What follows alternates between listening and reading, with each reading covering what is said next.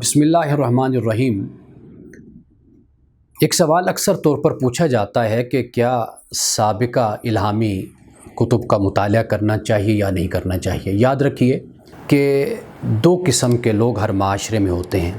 ایک ایسا طبقہ کہ جس کا کام ہی تحقیق اور جستجو ہے، یعنی وہ قرآن مجید کا مطالعہ کرے گا، تورات اور انجیل کا بھی مطالعہ کرے گا اور تقابلی حوالے سے یہ دیکھے گا کہ قرآن مجید میں انبیاء علیہ السلام کا ذکر ہمیں ملتا ہے، حضرت موسیٰ علیہ السلام کا، حضرت ہارون کا، حضرت ابراہیم کا اور دیگر انبیاء کا۔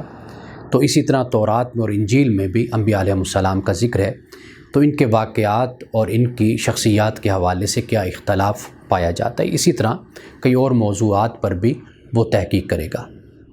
یہ اس طبقے کی ضرورت ہے کہ وہ تحقیق کرے، وہ ریسرچ کرے۔ لیکن ایک طبقہ وہ ہے جس کے لیے یہ ہرگز ضرورت نہیں ہے کہ وہ تحقیق اور جستجو کرے، یا اس کی کوئی ایسی ذمہ داری نہیں ہے۔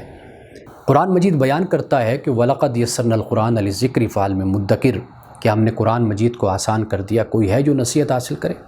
تو اس طبقے کے لیے نصیحت، ہدایت اور رہنمائی کافی ہوتی ہے۔ تو قرآن مجید اللہ سبحانہ و تعالیٰ کی آخری کتاب ہے، یعنی ہم یوں کہہ سکتے ہیں کہ یہ لیٹسٹ ورژن ہے۔ جتنی سابقہ الہامی کتابیں آئیں، اس کے بعد جو جدید ترین ورژن ہے وہ قرآن مجید ہے۔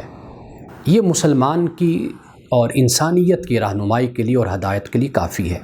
اس لیے وہ طبقہ کہ جس کا کام تحقیق ہے، تقابلی مطالعہ ہے، وہ تو تورات اور انجیل کا بھی مطالعہ کرے گا اور قرآن مجید کا بھی مطالعہ کرے گا۔